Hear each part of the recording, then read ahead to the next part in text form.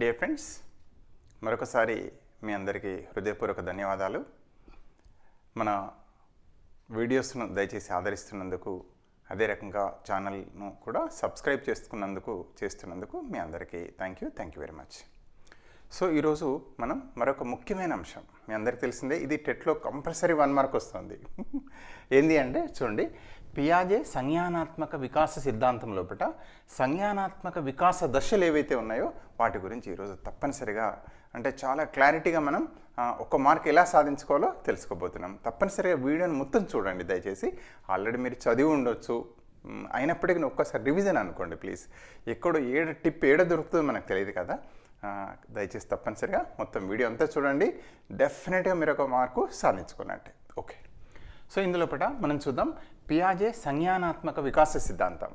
మనం పార్ట్ 1 లోపల assimilation అంటేంది, accommodation అంటేంది, అసలు కాగ్నిషన్ అంటేంది, అదే రకంగా స్కీమాటాల గురించి వివరంగా తెలుసుకున్నాం. మిత్రులందరికీ మరొకసారి విజ్ఞప్తి, ఒకవేళ ఆ పార్ట్ 1 చూడకపోయినట్టయితే దయచేసి చూసిన తర్వాత తప్పనిసరిగా చూడండి.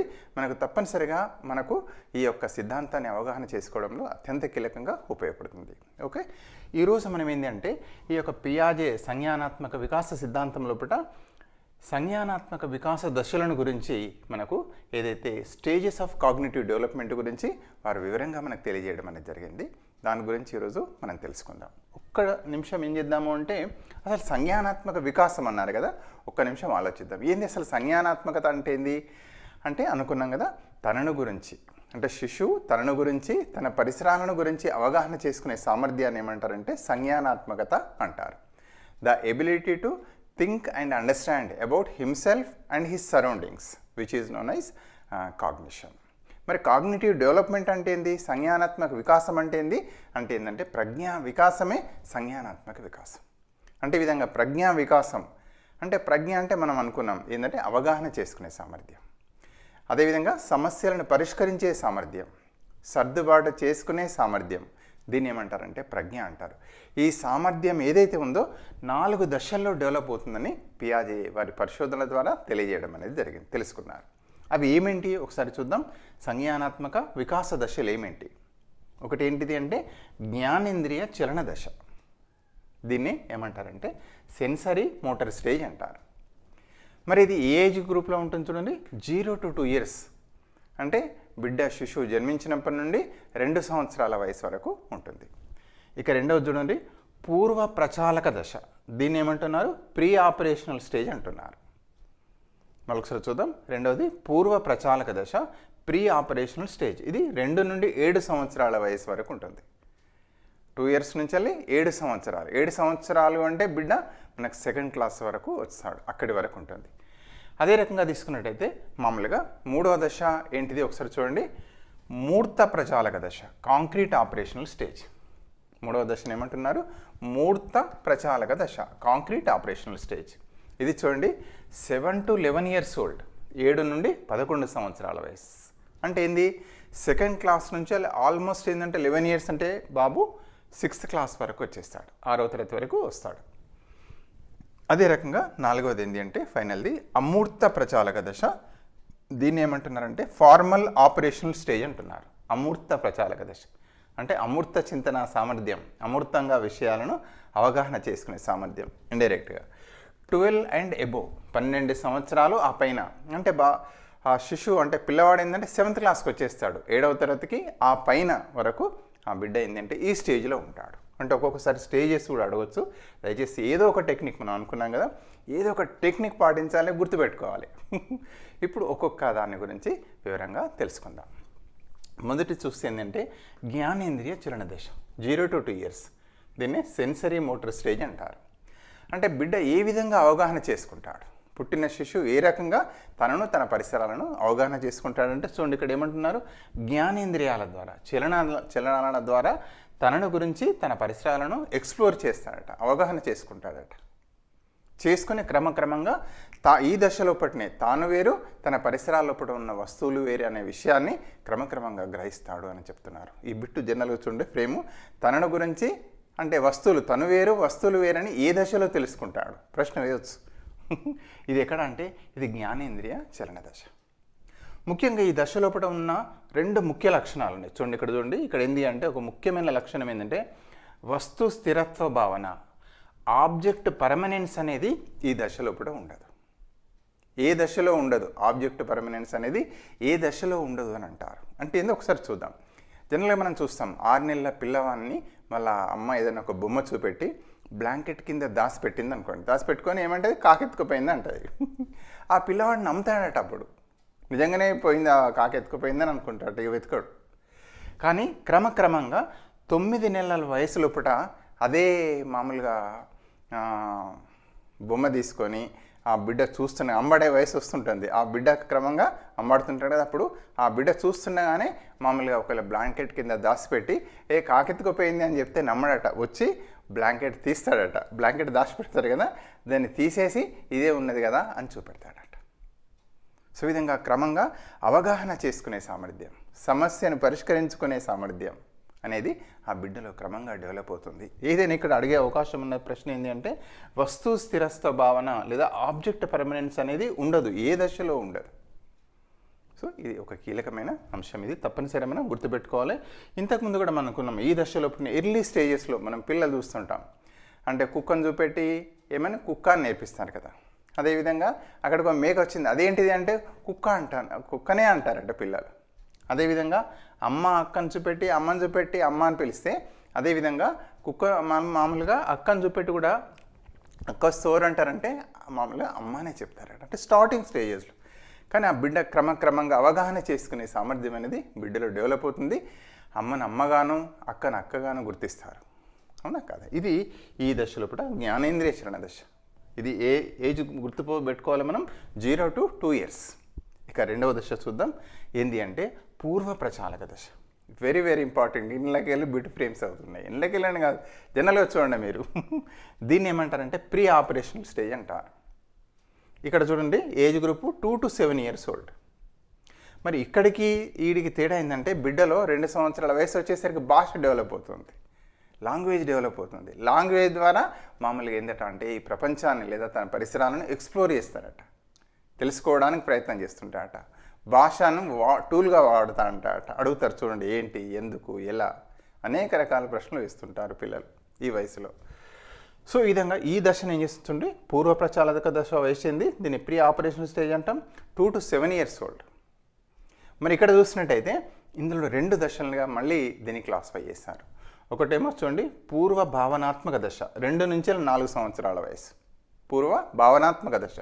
అదేవిధంగా రెండవ దశను ఏమంటున్నారు చూడండి, దీని ఏమంటున్నారు అంతర్బుద్ధి దశ, ఇంటిట్యూవ్ పీరియడ్ అంటారు. ఇది 4 నుండి 7 సంవత్సరాల వయసు, 4 నుండి 7 సంవత్సరాలు. చూడండి తప్పనిసరిగా 2 దశలు, ఒకటేమో పూర్వ భావనాత్మక దశ ప్రీ కాన్సెప్చువల్ స్టేజ్, రెండవదేమో అంతర్బుద్ధి దశ ఇంటిట్యూవ్ పీరియడ్, ఇది 4 to 7 years. మళ్ళీ ఒక్కొక్క దాని గురించి చూద్దాం. సో ఇక్కడ ఏంటి అంటే మామూలుగా ఈ పూర్వ భావనాత్మక దశ ఏదైతే ఉంటుందో ప్రీ కాన్సెప్చువల్ పీరియడ్లో ఉండే 2 ముఖ్యమైన లక్షణాలు గుర్తుపెట్టుకోవాలి తప్పనిసరిగా. ఇక్కడ ఏంటంటే అంటే మామూలుగా ఎనిమిజం అంటారు, సర్వాత్మకవాదం అనేది ఒక సర్వాత్మకవాదం, అదేవిధంగా అహం కేంద్రవాదం, ఎగోసెంట్రిక్. మీకు ఎట్లా గుర్తుంటే అట్లా ఇంగ్లీష్ పదం వస్తుందా, తెలుగు పదం వస్తుందా, అసోసియేషన్ చేసుకుంటామా ఎట్లా. ఇక్కడ ఏంది సర్వాత్మకవాదం, దీన్ని ఏమి ఎనిమిజం అంటాం. సర్వాత్మకవాదం, ఎనిమిజం అంటే ఏంటి అంటే ప్రాణం లేని వాటికి కూడా పిల్లలు ప్రాణం ఆపాదిస్తారట. ఉదాహరణగా బొమ్మ ఉంటుంది, ఆ బొమ్మకు వాళ్ళు అన్నం పెడతారు, దానికి ప్రాణం లేదనుకోరు, దాన్ని మమ్మల్ని జోకొట్టడం అనేది జరుగుతుంది కదా, జోకొడతారు బొమ్మకు, అన్నం పెడతారు, దాంతో ముచ్చట్లు పెడతారు. ఈ విధంగా ప్రాణం లేని వాటికి ప్రాణాన్ని ఆపాదించడాన్ని ఏమంటున్నారంటే ఎనిమిజం లేదా సర్వాత్మకవాదం అంటారు. అంతే, వెరీ సింపుల్. ఇక్కడ ఏ దశలో ఉంటుంది, సర్వాత్మకవాదం ఉండే దశ ఏది, లేదా అంటే ఏంటి. సర్వాత్మకవాదం అంటే ప్రాణం లేని వాటికి ప్రాణం ఆపాదించడం. మామూలుగా ఆ కర్రను మామూలుగా ఏం చేస్తారంటే గుర్రంగా భావించి ఆ కర్ర పైన ఎక్కి మామూలుగా పరిగెత్తుతూనే ఉంటారు, పిల్లలు చూస్తుంటాం మనం, అవునా కాదు అది. సో ఈ విధంగా జీవం లేని వస్తువులకు ప్రాణం ఆపాదించడం, బొమ్మకు అన్నం పెట్టడం, మాట్లాడడం, నిద్రపుచ్చడం. ఇంకొక ముఖ్యమైన లక్షణం ఏంటంటే అహం కేంద్రవాదం, ఎగోసెంట్రిక్.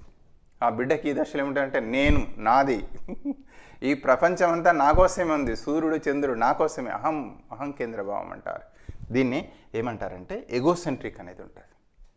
అంటే క్రమంగా ఎగోసెంట్రిక్ వెళ్ళి సోషియోసెంట్రిక్ వెళ్తుంటాం. పిల్లకి ఆ దశలో చాక్లెట్లు ఇస్తే చూడండి, ఒక చాక్లెట్ కూడా ఇంకోళ్ళకి ఎవరికి అన్నీ నాయే అనుకుంటాడు పిల్లవాడు. వాళ్ళ అమ్మ చాక్లెట్ కూడా బర్త్డే అని ఇచ్చినా కూడా అవన్నీ నాయే, అహంకేంద్ర భావం నాయే. అదేవిధంగా సూర్యుడు చంద్రుడు అనే కదులుతుంటే ఇట్లా పైకి చూస్తే మామూలుగా నాయంబడే వస్తుండు అనుకుంటారట ఇన్ జనరల్గా పిల్లలు. అంటే అహంకేంద్ర భావం అంటారు. ఈ 2 లక్షణాలు కీలకమైంది. ఒకటేమో ఇదివరకు ఎట్లా అడిగారు, అహంకేంద్ర భావం ఏ దశలో వస్తుంది, ఏ దశలో కనిపిస్తుంది, అహంకేంద్ర భావం కనిపించే దశ ఏంటిది? వెరీ సింపుల్ కదా. ఈ 2 చూడండి, సర్వాత్మకవాదం కానివ్వండి, అహంకేంద్ర భావాన్ని ఉండే దశ ఏది అంటే పూర్వ ప్రచాలక దశ.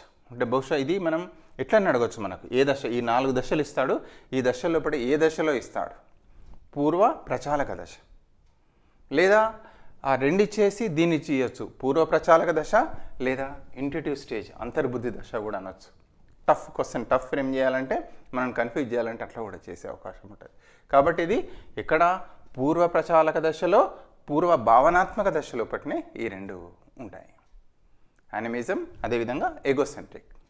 ఓకే, రెండవది చూద్దాం. ఇందులో రెండవ దశ ఏంటి అంటే పూర్వ ప్రచాలక దశలో రెండవ దశ అంతర్బుద్ధి దశ, ఇంట్యూటివ్ పీరియడ్. ఇది వయసు ఏంది 4 to 7 years. ఇందులో ఉండే 2 లక్షణాలు చాలా చాలా ఇంపార్టెంట్. ఒకటి ఏంటి అంటే కన్జర్వేషన్, పదిలపరుచుకునే భావన లోపం అనేది ఇందులో స్పష్టంగా కనబడుతుందని చెప్పుతున్నారు. కన్జర్వేషన్, పదిలపరుచుకునే భావన లోపం. అదే రకంగా అవి పర్యాయాత్మక భావనా లోపం, ఇర్రివర్సిబిలిటీ అనేవి రెండు చాలా ఇంపార్టెంట్ లక్షణాలు. ఇవి అడుగుతారు ఏ దశలో కనిపిస్తాయి.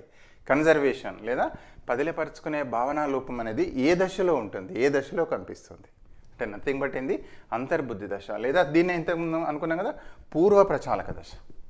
మర్చిపోవద్దు, ఇది ఇందులోనిదే. Pre operational stage 2 to 7 years. మరి ఏంటిది దీని యొక్క మరి అంటే ఏంది ఒకసారి మనం చూద్దాం.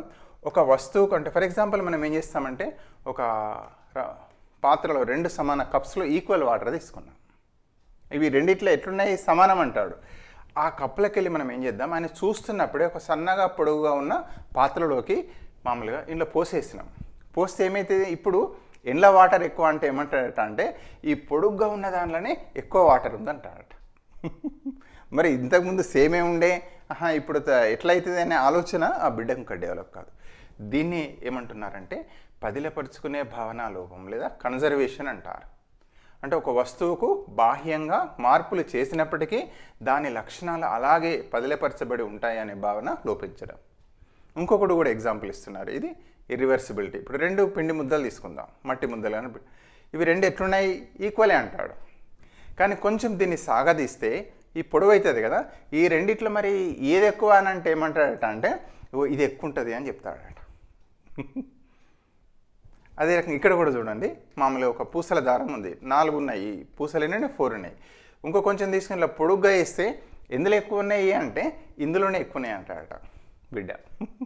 సో ఈ లక్షణాన్ని ఏమంటున్నారంటే మామూలుగా ఇర్రివర్సిబిలిటీ లేదా పదిలపరుచుకునే భావనా లోపం అని పేర్కోవడం అనేది జరుగుతుంది. ఇది ఎక్కడ ఉంటుంది, ఏ దశలో కనిపిస్తుంది? దయచేసి ఇది చాలా చాలా ముఖ్యమైనది. ఇది ఏ దశలో అంటే మొత్తం దశలు 4 దశలు ఇస్తే ఇది పూర్వ ప్రచాలక దశ కింద వస్తుంది. ఇందులో 2 to 7 years old. అట్లా కాకుండా మనకు 2 దశలు ఇచ్చేసి మళ్ళీ ఇక్కడ మనం కొంచెం టఫ్ చేయాలంటే క్వశ్చన్ ఏమంటాడు తెలుసా, ఇక్కడ చూస్తాం పూర్వ భావనాత్మక దశ, ప్రీ కాన్సెప్చువల్ పీరియడ్ లేదా అంతర్బుద్ధి దశ, ఇంట్యూటివ్ పీరియడ్ అని చెప్పేసి అందులో కొద్దిగా ట్విస్ట్ చేసి ఇస్తే మనం కన్ఫ్యూజ్ కావద్దు. ఇది సెకండ్ స్టేజ్, ఇది రెండో స్టేజ్. ఏది అంతర్బుద్ధి దశ. వయసు ఏ వయసు మరి 4 to 7. మళ్ళీ మర్చిపోద్దు, ఎక్కడ నా వయసు అడగవచ్చు లేదా ఏ స్టేజ్ అని అడగవచ్చు. కాబట్టి కొంచెం కాన్షియస్గా ఉంటే మీకు 1 మార్క్, డెఫినెట్గా 1 మార్క్. ఇంట్లోకి వెళ్ళి మనం ఏ పరిస్థితుల్లో కొట్టుకోవాలి మార్క్ గ్యారంటీగా. ఎట్లన్నా అడగనియండి, మన ప్రశ్న గ్యారంటీగా అడుగుతాడు, మార్క్ గ్యారంటీ మనం సాధించుకోవాలి. ఓకే, సో చూడండి మరొకసారి ఇంతకుముందు అనుకున్నాం జ్ఞానేంద్రియ చలన దశ చూసాం. దీని యొక్క ఇంపార్టెన్స్ ఏంటి అంటే ఆబ్జెక్ట్ పర్మనెన్స్ అనేది ఉండదు. బిడ్డ జ్ఞానేంద్రియాల ద్వారానే మామూలుగా వరల్డ్ని ఎక్స్ప్లోర్ చేస్తాడు, తన గురించి తన పరిసరాల గురించి అవగాహన చేసుకుంటాడు. ఇక్కడ పూర్వ ప్రచాలక దశలో ఇప్పుడు ఏంటంటే ఆ బిడ్డ చూడండి లాంగ్వేజ్ అనేది డెవలప్ అవుతుంది, భాష ఆయనకు ఆయుధంగా టూల్గా ఉపయోగించుకుంటాడు అనుకున్నాం మనం. ఇందులో 2 దశలు ఉంటాయి, ఒకటి పూర్వ భావనాత్మక దశ 2 to 4 years, అదేవిధంగా ఇక్కడ అంతర్బుద్ధి దశ అంటున్నాం, ఇంట్యూటివ్ పీరియడ్ 4 to 7. ఈ పూర్వ భావనాత్మక దశ యొక్క ఇంపార్టెంట్ క్యారెక్టర్స్ ఏంటి అంటే సర్వాత్మకవాదం, అహంకేంద్రవాదం, ఎనిమిజం లేదా ఎగోసెంట్రిక్. అంటే ప్రాణం లేని వాటికి ప్రాణాన్ని ఆపాదించమింది అనిమిజం అంటాం. అహంకేంద్రవాదం అంటే తనందు అంత మొత్తం తనే. ఎక్కడ ఉంది ఇది? పూర్వ ప్రచాలక దశలోని మామూలుగా ఎక్కడ పూర్వ భావనాత్మక దశ, ప్రీ కాన్సెప్చువల్ పీరియడ్. అదేవిధంగా పూర్వ ప్రచాలక దశ యొక్క ఇంకొక ఏంటిది పీరియడ్, రెండవ దుర్నిర్ దశ అంతర్బుద్ధి దశ లేదా ఇంటిటివ్ పీరియడ్ అంటాం. ఇందులోని ముఖ్య లక్షణాలు ఏంటి? అది పదిలేపరుచుకునే భావన లోపం లేదా అవిపర్యాత్మక భావన లోపం. అంటే ఏంది? ఒక వస్తువుకు బాహ్యంగా మార్పులు చేసినప్పటికీ దాని లక్షణాలు అలాగే పదిలపరచబడి ఉంటాయనే భావన లోపించడం అనేది జరుగుతుంది. ఇది ఇక్కడ ఏ దశలో ఉంటుంది? లేదా ఇది ఇస్తాడు నిర్వచనం ఇచ్చి దీన్ని ఏమంటాం అంటే కన్జర్వేషన్, పదిలపరుచుకునే భావన లోపం. ఎగ్జాంపుల్ చూస్తారు కదా, 2 వాటర్ సేమ్ ఈక్వల్ అలా 4 years. ఏదని ఇవ్వచ్చు, ఎగ్జాంపుల్ ఇవ్వచ్చు, ఎట్లా ఇవ్వచ్చు, ఎట్లా ఇచ్చినా మనం సాధించుకోవాలి. ఇక మూడవది మూర్త ప్రచాలక దశ. దీన్ని కాంక్రీట్ ఆపరేషనల్ స్టేజ్ అంటారు. ముఖ్యంగా 7 to 11 years. అంటే ఈ బిడ్డ మన దగ్గర ప్రైమరీ స్కూల్లో ఉంటాడు. అంటే ఇక్కడ కూడా ఉండడానికి కాదు, ఇక్కడ కూడా ఆటోమేటిక్గా 7 years అంటే క్లాస్ 1 to దశలో ఈ దశలో మనకు ఎంటర్ అవుతాడు మన దగ్గరికి. ఇక మరి మూర్త ప్రచాలక దశ యొక్క చూడండి, ఇందులో ఏమున్నదంటే ఆ బిడ్డ లోపల ఏంటంటే మూర్తంగా ఉన్న విషయాలను మాత్రమే అవగాహన చేసుకుంటాడు. అమూర్తంగా ఉన్న విషయాలను అవగాహన చేసుకునే సామర్థ్యం ఒక బిడ్డలో డెవలప్ కాదు. అంటే ఏంటి చూద్దాం. అంటే ఒక 3 పిల్లల్ని మనం ఎదురుగా నిలబెట్టాలి. ఫర్ ఎగ్జాంపుల్ ఇక్కడ రాము, రాజు, రవి 3 పిల్లల్ని వరుసగా నిలబెట్టాం. ఇక్కడ రాము హైట్ ఎక్కువ ఉన్నాడు, రాజు ఉన్నాడు. ఎదురుగా చూపెట్టి వీళ్ళ అందరిలో ఎవరు హైట్ ఎక్కువ అంటే చెప్తారట రాము ఎక్కువ హైట్ ఉన్నాడు. తక్కువ హైట్ ఎవరు, పొట్టిగా ఉన్నది ఎవరు అంటే చెప్తాడట రవి అని చెప్తాడట. కానీ అట్లా కాకుండా అబ్స్ట్రాక్ట్గా రాము కంటే రాజు తక్కువ ఎత్తున్నాడు, రాజు కంటే మామూలుగా రవి ఇంకా తక్కువ ఎత్తు కలిగి ఉన్నాడు. ఇప్పుడు పొట్టైన ఎవరు, పొడుగున్నాయన ఎవరు అంటే చెప్పలేట అమూర్తంగా. ఇంకొక అంశం చెప్తారు, ఆ బిడ్డ ఏంది అంటే ఈ విధంగా మూర్తంగా ఉన్న విషయాలను మాత్రమే అవగాహన చేసుకుంటాడు. అదే రకంగా ఇంకొక అంశం ఇక్కడ చెప్పబడుతుంది చూడండి. వాళ్ళ ఇంటికి దారి చూపెడతాడు, తీసుకుపోతాడట. మీ ఇల్లు ఎట్లా పోవచ్చు అంటే తీసుకొని పోతాడు. కానీ మీ ఇంటికి దారి చెప్పమంటే చెప్పలేట. అది చాలా చాలా ఇంపార్టెంట్ ఈ లక్షణం. చూడండి ఇక్కడ దీన్ని అంటే ఈ విధంగా మూర్తంగా ఉన్న విషయాలను మాత్రమే అవగాహన చేసుకుంటాడు. అందుకే ఇక్కడ ఏమంటున్నారు, తప్పనిసరిగా ఈ క్లాస్లో ఈ స్టేజ్లో ఏంటంటే మనం ఏ విషయాన్ని చెప్పినా మూర్తం చేసి చెప్పాలి. చార్ట్ రూపంలో వివరించాలి, మోడల్స్ రూపంలో వివరించాలి. ఏదైనా కూడా మూర్తం చేసి చెప్పాలి మనం తప్పనిసరిగా. ఇది వెరీ వెరీ ఇంపార్టెంట్. లేదా డైరెక్ట్ ఎక్స్పీరియన్సెస్, ప్రత్యక్ష అనుభవాలను కలిగించాలి. అందుకే మనకు ప్రాథమిక స్థాయిలో ఏమంటారు, యాక్టివిటీ అప్రోచ్ అని తీసుకుంటాం. రకరకాల మోడల్స్ తీసుకుంటాం, యాక్టివిటీస్ తీసుకుంటాం. Activity leads to experiences. దాన్ని చాటు కృత్యం అంటాం, మోడల్ కృత్యం అంటాం, ప్రయోగ కృత్యం అంటాం. లేదా నిజప్రతులు, నిజమైన ఒక ముక్కను తీసుకొచ్చి చూపెడతాం. లేదా ముక్కల దగ్గరికి ఫీల్డ్ ట్రిప్ తీసుకెళ్తాం. అదేవిధంగా సోషల్ స్టడీస్లో కనుక తీసుకెళ్తే మనం ఏం చేస్తాం, మామూలుగా గ్రామ పంచాయతీకే తీసుకువెళ్ళాలి. లేదా బ్యాంక్ అంటే బ్యాంకుకే తీసుకెళ్తాం. లేదా పోస్ట్ ఆఫీస్ అయితే పోస్ట్ ఆఫీస్కి వెళ్తే తీసుకెళ్ళాలి మనం. బిడ్డకి ఏంటి అంటే అక్కడ ప్రత్యక్ష అనుభవాలు అనేవి కలుగుతాయి. వెరీ వెరీ ఇంపార్టెంట్ ఈ దశ. అందుకే ఎందుకంటే అమూర్తంగా మనం బిడ్డకు అవగాహన చేసుకోలేడు. అందుకే నాటకీకరణం చేపిస్తాం పిల్లల చేత. ఏదైనా షాపింగ్ అన్నది కానీ చేసినట్టయితే చేస్తుంటాం. అదేవిధంగా నంబర్ కాన్సెప్ట్ డెవలప్ చేసేటప్పుడు మనం చెప్తుంటాం, మనం 1 కాన్సెప్ట్ 1 2 3 4 5 ఎన్ని ఉన్నాయంటే 5 ఫింగర్స్ అంటారు. అదేవిధంగా 5 చాక్లెట్స్ కావచ్చు. ఏదైనా కూడా ఐస్ 2 అంటాం, నోజ్ 1 అంటారు. అట్లా కాంక్రీట్గా చెప్పాలి, డైరెక్ట్ ఎక్స్పీరియన్స్ ఇవ్వాలి బిడ్డకు. ఇది చాలా ప్రాణం మనకు. అంటే పెడగాజీలో వస్తుంది. పెడగాజీ ఎక్కడికి వెళ్ళి తీసుకోబడిందంటే ఈయన పరిశోధన ఏంది అంటే ఎడ్యుకేషన్లో కూడా చాలా చాలా రెవల్యూషనరీ చేంజెస్ పట్టుకొచ్చింది. సో ఈ విధంగా మూర్త ప్రచాలక దశ, దీన్ని ఏమంటారంటే కాంక్రీట్ ఆపరేషనల్ స్టేజ్ అంటారు. దీని యొక్క ప్రాముఖ్యత ఏంటంటే తప్పనిసరిగా మూర్తంగా మామూలు విషయాలను అవగాహన చేసుకునే సామర్థ్యమే ఉంటుంది. అబ్స్ట్రాక్ట్గా చెప్పొద్దు. అందుకే ఆల్జీబ్రా మరి ఎక్కడ చెప్పలేడు, చెప్పొచ్చా, చెప్పరాదా. బిడ్డకు ఇంకా అవగాహన చేసుకునే సామర్థ్యం డెవలప్ కాలేదు. అందుకే నెంబర్ కాన్సెప్ట్ కూడా చెప్పేటప్పుడు మూర్తంగా చూపెట్టాలి, అమూర్తంగా ఎప్పుడు చెప్పొద్దు, ఏది చెప్పినా కూడా. ఇక లాస్ట్ వన్ ఏంటి అంటే అమూర్త ప్రచాలక దశ, 4వది. ఇక్కడ బిడ్డకి ఏంటంటే ఫార్మల్ ఆపరేషనల్ స్టేజ్ అంటారు. లాస్ట్ది అమూర్త ప్రచాలక దశ, ఫార్మల్ ఆపరేషనల్ స్టేజ్. ఇది 12 years అబోవ్, 12 సంవత్సరాలు అంటే 7th క్లాస్ వచ్చేసిన బిడ్డ. ఇక్కడ ఈ బిడ్డలప్పుడు ఏ సామర్థ్యాలు డెవలప్ అవుతాయట చూడండి. అంటే అమూర్తంగా, ఇక్కడ ఆల్రెడీ చెప్తూనే ఉంది, అమూర్తంగా విషయాలను అవగాహన చేసుకునే సామర్థ్యం అనేది బిడ్డలో డెవలప్ అవుతుంది. ఇప్పుడు అమూర్తంగా పిల్లవాడు అమూర్తంగా కూడా చెప్పినా హీ కెన్ థింక్, అంటే ఇమాజిన్ చేసుకుంటాడు, ఏవైనా కూడా మ్యాథమెటిక్స్లో కానీ ఇంట్లో కానీ ఇక్కడ పెరుగుతుంది. ఇక్కడ ఆ బిడ్డలప్పుడు ఏమైంది అంటే మామూలుగా ఇక్కడ చూడండి, నిగమనాత్మక వివేచనం అంటే ఇండక్టివ్ రీజనింగ్ అనేది డెవలప్ అవుతుందని చెప్తున్నారు. అదే రకంగా పరికల్పనలు చేస్తాడు, హైపాథసిస్ చేస్తాడు, అంటే సమస్యకు మామూలుగా ఊహిస్తాడు, ఇట్లయితే సమస్యను పరిష్కరించుకోవచ్చు చేయవచ్చు అని పరికల్పనలు చేస్తాడు. అదేవిధంగా ఒక సమస్యకు అనేక పరిష్కారాలను ఉంటాయనే విషయాన్ని ఇక్కడ గమనిస్తాడు, పిల్లవాడు తెలుసుకుంటాడు. ఒక సమస్యకు ఒకటే కాదు పరిష్కారం, అనేక పరిష్కారాలు ఉంటాయి. అదే రకంగా తీసుకున్నట్టయితే కార్యకరణ సంబంధానం మధ్య, అంటే కాజ్ అండ్ ఎఫెక్ట్ మధ్య రిలేషన్షిప్స్ని కూడా తెలుసుకుంటాడు. ఇది చాలా పురాణం, ప్రీవియస్ ఇట్లు ఇక్కడే అడిగాడు. అంటే ఏ దశలో బిడ్డకు మామూలుగా పరికల్పనలు చేస్తాడు, అదేవిధంగా సమస్యకు అనేక పరిష్కారాలు ఉంటాయని ఏ దశలో తెలుసుకుంటాడు, ఏ దశలో తెలుస్తుంది బిడ్డకు అంటే ఇక్కడ ఏంటంటే అమూర్త ప్రచాలక దశ లేదా ఫార్మల్ ఆపరేషన్ స్టేజ్, లేదా ఇక్కడ అంటున్నాడు ఇండక్టివ్ రీజనింగ్ అనేది ఎక్కడ ఉంటుంది అని అడుగుతున్నాడు. సో దయచేసి ఇక్కడ కూడా మేజర్గా మనకు తెలిసిందే, అంటే ఇక్కడ మొదలవుతుంది. మూర్త ప్రచాలక దశలో కొంచెం ఆలోచిస్తారు, కానీ డైరెక్ట్గా పిల్లవాడికి ఏంటి అంటే ఇప్పుడు ఫ్రూట్స్ అన్ని ఫలాలని చెప్తాడట, అవునా కదా. ఏదైనా ఇక్కడ ఇంపార్టెంట్ ఏంటంటే 4th దశలోపట పరికల్పనలు చేస్తాడు, ఒక సమస్యకు అనేక పరిష్కారాలు ఉంటాయని కూడా తెలుసుకోవడం అనేది జరుగుతుంది. సో ఈ విధంగా ఈ 4 దశలు ప్రాణం ఇవి మనకు ఎక్కడికి వెళ్ళినా ప్రశ్న అడగవచ్చు. ఇక్కడ మరొకసారి చూద్దాం. అమూర్త ప్రచాలక దశలు ఏంటంటే అమూర్తంగా విషయాలను అవగాహన చేసుకునే సామర్థ్యం బిడ్డలో డెవలప్ అవుతుంది. అదే ఇక్కడ ఏంటిది పరికల్పనలు చేస్తాడు, అంటే నిగమనాత్మక వివేచనం ఉంటుంది, అంటే ఇండక్టివ్ రీజనింగ్ అనేది డెవలప్ అవుతుంది. అదేవిధంగా పరికల్పనలు చేస్తాడు, హైపాథసిస్ చేస్తాడు, లేదా ఒక సమస్యకు అనేక పరిష్కారాలు ఉంటాయని తెలుసుకుంటాడు. బిట్ ఇళ్ళకెళ్ళే ఫ్రేమప్ చేస్తున్నాడు.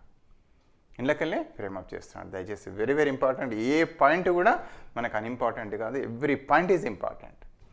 అదే రకంగా తీసుకున్నట్టయితే ఈ ఎడ్యుకేషన్ అప్లికేషన్స్ ఏంటి, మరి ఈ సిద్ధాంతం మీకు అప్లికేషన్ చాలా కీలకమైనది ఏంటి అంటే సంజ్ఞానాత్మక వికాసాన్ని బట్టే బోధన చేయాలి. బిడ్డ యొక్క వికాసం ఎక్కడ ఉంటుందో దాని ఆధారంగానే మనం బోధన చేయాలి. అంటే ఆల్జీబ్రా ఎక్కడ చెప్పాలి, క్లాస్ 1లోనా, క్లాస్ 2, క్లాస్ 3 అంటే అట్లా కాదు. తప్పనిసరిగా ఇక్కడ అమూర్త చింతన సామర్థ్యం 6th అంటే 7th తర్వాతనే మామూలుగా ఆల్జీబ్రాను ఇంట్రడ్యూస్ చేయాలి. సో ఎక్కడైనా కూడా బిడ్డ యొక్క వికాసాన్ని బట్టే మనం ఏంటి అంటే బోధన చేయాలనేది వీళ్ళు ఇచ్చిన చాలా ఇంపార్టెంట్ అంశం. అదేవిధంగా రెండవది తీసుకుంటే తప్పనిసరిగా నమూనాలను, చార్టులను తప్పనిసరిగా ఇక్కడ మనం ఉపయోగించుకోవాలి. ఇక మూడవది ఏంది, డైరెక్ట్ ఎక్స్పీరియన్సెస్ అనేటివి ప్రాణం, డైరెక్ట్ ప్రత్యక్ష అనుభవాలను బిడ్డకు కలిగించాలి. లాస్ట్ ఏంటంటే అమూర్త విషయాలను ఎప్పుడు ప్రవేశపెట్టాలి అంటే మనం 7th క్లాస్ అబోవ్ అక్కడ జనరల్గా అనేది. సో మరొకసారి మీ అందరికీ హృదయపూర్వక ధన్యవాదాలు. సరే ఒకసారి తప్పనిసరిగా మరి ఏంటంటే మళ్ళీ టెక్స్ట్ బుక్ చదవండి, ఏ లెవెల్ అయితే ఆ లెవెల్, బిఎడ్ అయితే బిఎడ్, డిఎడ్ అయితే డిఎడ్, మళ్ళీ మళ్ళీ మళ్ళీ మళ్ళీ మళ్ళీ చదవండి. ఇది విన్నా కూడా మళ్ళీ చదవండి. అప్పుడు మాత్రమే ఓల్డ్ టెట్ పేపర్స్ ప్రాక్టీస్ చేయండి దయచేసి. వెంటనే వెళ్ళకండి, ఎందుకంటే మీకు కాన్ఫిడెన్స్ వస్తుంది. ఇంతకుముందు అనుకున్నాం ప్రతి దానిలో ఎందుకు డిస్కస్ చేస్తున్నామంటే ఇవి చిన్న టిప్స్ లాగా మనకు విజేతలు తెలియజేస్తారు, మనకు కూడా తెలిసి ఉన్నది, మీకు తెలియంది కాదు. చదవండి, వినండి, కావాలంటే 2 సార్లు వినండి, 3 సార్లు వినండి, తర్వాత చదవండి, మరొకసారి చదవండి, మరొకసారి అయ్యో మేము విన్నాం కదా మాకు అంత తెలుసు, నిజమే తెలియదు, ఒకసారి రివిజన్ అనుకోండి. ఓకే, మరొకసారి ఒక్క నిమిషాలు మరొకసారి టోటల్గా గ్లాన్స్ చేద్దాం. ఈ యొక్క పియాజే సంజ్ఞానాత్మక వికాసం ఏంది అంటే వికాసాన్ని 4 దశల్లో కూడా ఉంటుందని చేశారు. 4 దశల్లో ఈ యొక్క ప్రజ్ఞా వికాసం, సంజ్ఞానాత్మక వికాసం అంటే ప్రజ్ఞా వికాసం 4 స్టేజెస్లో జరుగుతుంది. అందరూ తప్పనిసరిగా ఒక దశ నుంచి ఎవరమైనా ఫస్ట్ ఈ దశ నుంచి క్రమక్రమంగా 4 దశలకు వెళ్తామని చెప్తున్నారు. ఇది చాలా ఇంపార్టెంట్. ఈ యొక్క జ్ఞానేంద్రియ చలన దశ ఏంది 0 to 2 years, పూర్వ ప్రచాలక దశ అనేది 2 to 7 years, pre operational stage. అదేవిధంగా తీసుకున్నట్టయితే మూడో దశను ఏమంటున్నాం మూర్త ప్రచాలక దశ 7 to 11 years, దీన్నే ఏమంటున్నారు కాంక్రీట్ ఆపరేషనల్ స్టేజ్. 4వది అమూర్త ప్రచాలక దశ formal operational stage 12 and above years. దాని యొక్క ఇంపార్టెంట్ ఎట్లా గుర్తుపెట్టుకోవాలి, జ్ఞానేంద్రియ చలన దశలో పడింది వస్తు స్థిరత్వ భావన ఉండదు, ఆబ్జెక్ట్ పర్మనెన్స్ అనేది ఆ బిడ్డలో పుట్ట ఉండదు, క్రమంగా డెవలప్ అవుతుంది. ఓకే, ఇక రెండవది ఏంది పూర్వ ప్రచాలక దశ. దీన్ని 2 స్టేజెస్గా చేశారు. ఒకటి పూర్వ భావనాత్మక దశ, ఇది 2 to 4 years ఉంటుంది, అవునా కదా. రెండవది ఇంట్యూటివ్ దశ, అంతర్బుద్ధి దశ అనేది రెండవది. ఇక్కడ దీన్ని ఎట్లా గుర్తుపెట్టుకోవాలి? దీనిలో ఇంపార్టెంట్ ఏంది? సర్వాత్మకవాదం, అహంకేంద్ర భావన. దీన్ని ఏమంటున్నారు? ఎనిమిజం, ఎగోసెంట్రిక్. అంటే ప్రాణం లేని వాటికి ప్రాణం ఆపాదించడం. అదేవిధంగా మొత్తం నాదే అన్న భావన. ఇది ఏంటంటే పూర్వ భావన. అంటే ఇది పూర్వ ప్రచాలక దశలోని మొదట పీరియడ్, పూర్వ భావనాత్మకత. ఇది 2 to 4 years ఉంటుంది. ఇక రెండవది ఏంటిది? అంతర్బుద్ధి దశ, ఇంట్యూటివ్ పీరియడ్. ఇందులోపట పదిలపరుచుకునే భావన లోపం అనేది ఉంటుంది. అంటే ఇర్రివర్సిబిలిటీ అనేది కూడా ఇక్కడ అవిపర్యాత్మక భావన లోపం అనేది ఉంటుంది. అంటే రెండిట్ల వాటర్ ఈక్వల్గా ఉంటుంది. ఒక దానిలో తీసి పొడుగు దానిలో పోస్తే ఏమవుతుంది? ఏది ఎక్కువ అంటే అది చెప్తాడు. అదే రకంగా తీసుకుంటే 2 పిండి ముద్దలు సాగదీస్తే ఏది ఎక్కువ అంటే మొదలు 2 అంటాడట, కానీ ఈ పొడవైంది ఎక్కువ అంటాడట. పూసల దండ సేమే ఉన్నాయి, 4 ఉన్నాయి, కానీ ఇది ఎక్కువ అంటాడట. దీన్ని ఏమంటున్నారంటే పదిలపరుచుకునే భావనా లోపం, కన్జర్వేషన్ అని పిలుస్తున్నారు. దయచేసి ఎక్కడ అడుగుతాడు గంతే, నిర్వచనం అడగచ్చు, లేదా ఏంటిది ఏ దశలో ఉంటుంది అంటే ఇది ఏ దశలో ఉంటుంది? కన్జర్వేషన్ అనేది ఏ లక్షణం అంటే రెండవది పూర్వ ప్రచాలక దశలో కనిపిస్తుంది. అందులో మరి ఎక్కడ అంటే మామూలు అంతర్బుద్ధి దశ. ఇక మూడవది మూర్త ప్రచాలక దశ. మూర్తంగా ఉండే విషయాలనే అవగాహన చేసుకునేది సామర్థ్యం ఉంటుంది. దాన్నే ఆలోచిస్తాడు, మూర్తంగా ఉన్న వాటిని ఆలోచిస్తాడు. అందుకే దీన్ని ఏమంటున్నారు? ఎగ్జాంపుల్ తీసుకున్నాం. అంటే ఇక్కడ ఏమవుతుందంటే మూర్త ప్రచాలక దశలో థింకింగ్ అనేది డెవలప్ అవుతుంది. థింకింగ్ని ఒక టూల్గా ఉపయోగిస్తాడు. ఇక్కడ చూస్తాం, ఇంటికి దారి చూపెడతాను కానీ దారి చెప్పాడు. ముగ్గురిని వరుసగా నిలబెడితే ఈ 3 ఏళ్ళల్లో ఏది చూస్తే ఏది పెద్దది ఏది చిన్నదంటే చెప్తాడట. అవునా కాదా? కానీ మామూలు ముగ్గురు ఫ్రెండ్స్ నిలబెట్టి వరుసగా నిలబెడితే ఎవరు ఎక్కువ ఉన్నారో ఎక్కువ చెప్తారు, కానీ వాళ్ళు అబ్స్ట్రాక్ట్గా చెప్తే చెప్పలేడు. ఇక లాస్ట్ వన్ అమూర్త ప్రచాలక దశ, ఫార్మల్ ఆపరేషనల్ స్టేజ్. ఇక్కడ పిల్లవాడింది అంటే అమూర్తంగా విషయాలను అవగాహన చేసుకుంటాడు, పరికల్పనలు చేస్తాడు, ఒక సమస్యకు అనేక పరిష్కారాలు ఉంటాయని కూడా తెలుసుకోవడం అనేది బిడ్డ చేస్తాడు. సో ఇవి దీని యొక్క ఇంపార్టెంట్. అందుకే మనం తప్పనిసరిగా ఈ దశలను ఫాలో అవుతూ మనం బోధన చేయాలి. బిడ్డ యొక్క వికాసాన్ని బట్టే మనం తప్పనిసరిగా బోధించే విషయాలను అమర్చుకోవాలని చెప్తారు. తప్పనిసరిగా ప్రైమరీ లెవెల్లో కాంక్రీట్ ఆపరేషనల్ స్టేజ్ కాబట్టి నమూనాలు వాడాలి. తర్వాత తప్పనిసరిగా చార్ట్స్ ఉపయోగించాలి. డైరెక్ట్ ఎక్స్పీరియన్సెస్ మామూలుగా ఫీల్డ్ ట్రిప్ ద్వారా మనం కలిగిస్తాం కదా, తప్పనిసరిగా కలిగించాలి.